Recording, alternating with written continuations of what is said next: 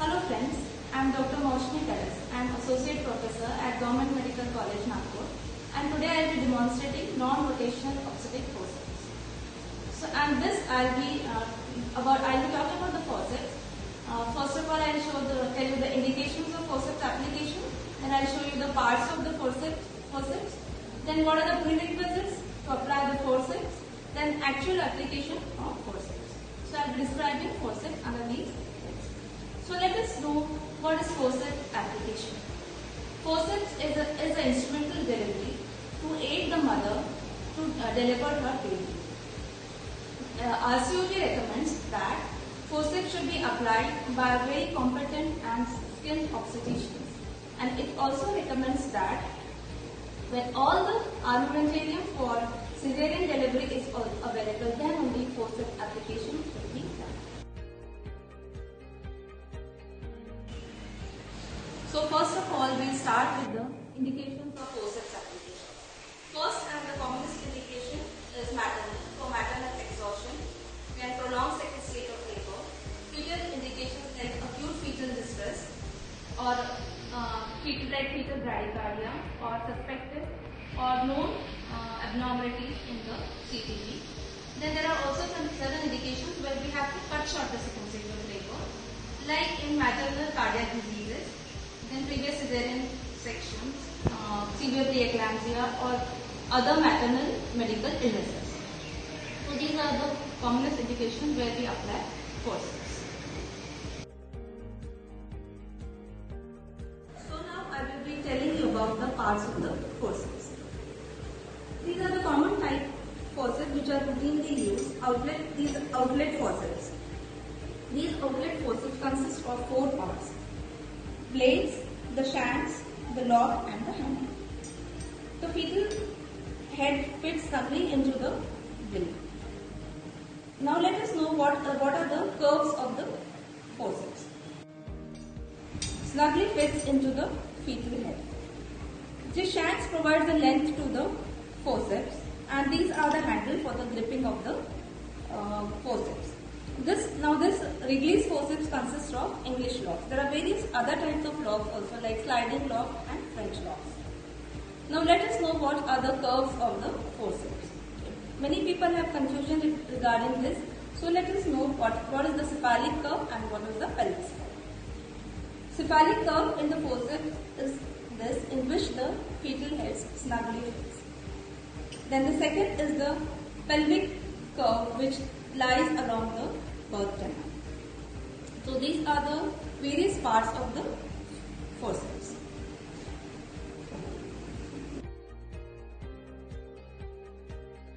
Now the most important thing to know is what are the prerequisites for the applications of forceps. But without fulfilling these prerequisites, we are not supposed to apply forceps.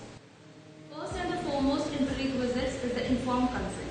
The patient should be explained in a vernacular language what is going to be done, what is forceps application, what are the risks and benefits of forceps application. If there is no consent, forceps should not be applied. The adequacy of the pelvis. Maternal pelvis should be adequate for forceps application for the delivery of the baby. There should be no amount of cephalopelvic disproportion. If there is slightest doubt regarding the adequacy of the pelvis, forceps applications should not be tried. Let us know what are the prerequisites for application of forceps. First of all, the cervix must be fully dilated. The membranes may be ruptured. The presenting part must be well below the ischial spines. The head must be engaged. The sutures must be in sagittal. Sagittal sutures must be in anteroposterior direction. The bladder must be empty. So these are the prerequisites which must be fulfilled. Now regarding anesthesia, you may give local anesthesia or pudendal block may also be given, or if the patient is an epidural for the labor analgesia, then top-up may be given. Now there are 2 types of application. There is low forceps application and outlet forceps application.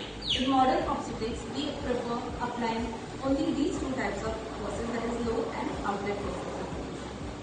In outlet forceps application, the head is lying over the perineum. The fetus scalp is visible without retraction of the labia, and the rotation is less than 45 degrees, or the sagittal sutures are anterior-posterior diameter. While in low forceps application, the head is not visible at the perineum. The head is at +2 station, and the rotation may be more than 45 degrees. So we usually apply low or outlet forceps. For actual application of the forceps, you have to keep certain things ready. First is ask for help. Keep an assistant ready. Then also inform your OT staff that patient may require cesarean if there is failed forceps. Inform your pediatrician and anesthetist. So, and fifth is that see that all your instruments they are ready for the operative vaginal delivery, and after that delivery you may require exploration, cervical exploration. So, for that also the tray should be ready.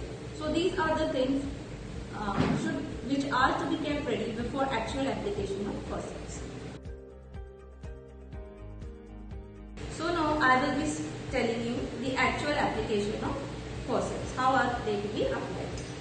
Now before application of forceps, you have to do the ghost application. Identify the right blade and left blade.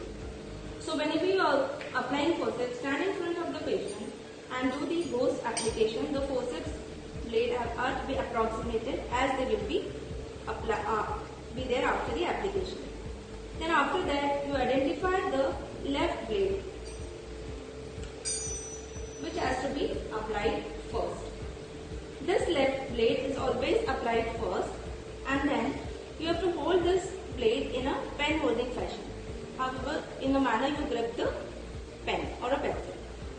Then you have to hold vertically go into the pelvis, and this handle of the forceps should lie parallel with the opposite maternal thigh. So introduce in this manner, vertical manner, and the 3 fingers of your right hand should be inserted into the vagina, and they should guide this forceps blade, and it will also protect the maternal tissue from injury. So insert this left blade slowly, and with the thumb of your right hand guiding the forceps blade into the pelvis, and then make it downwards, and then ask one of the assistant to hold the blade. Ask the assistant to hold the blade. Then the right blade is applied in a similar manner. Hold it in vertical direction, similarly in a pen holding fashion. Then with the your left hand, insert 3 fingers. Insert vertically the right blade parallel to the opposite thigh. Your left thumb guiding the blade to go inside.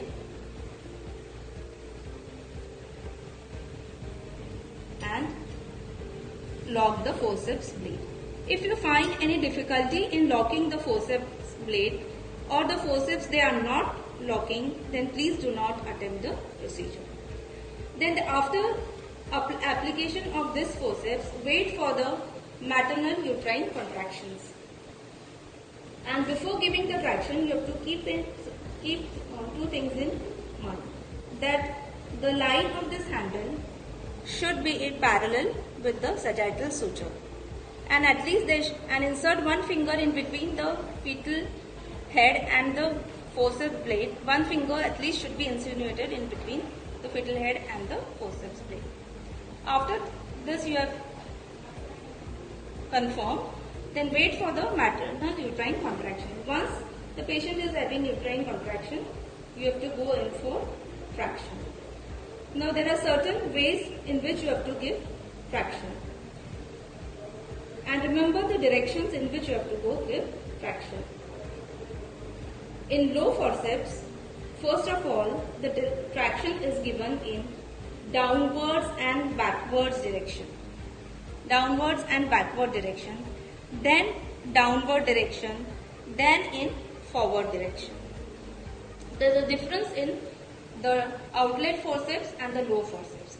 Now in outlet forceps, the traction is first, you are not supposed to give in backward direction. You have to give only first in downward direction. And the second traction is given in forward direction. If you require, you can with the left hand, you can give axis traction if you require. If more traction is required, then you can use your left hand into pressing over the shanks. So, many a times you can have a confusion regarding the direction.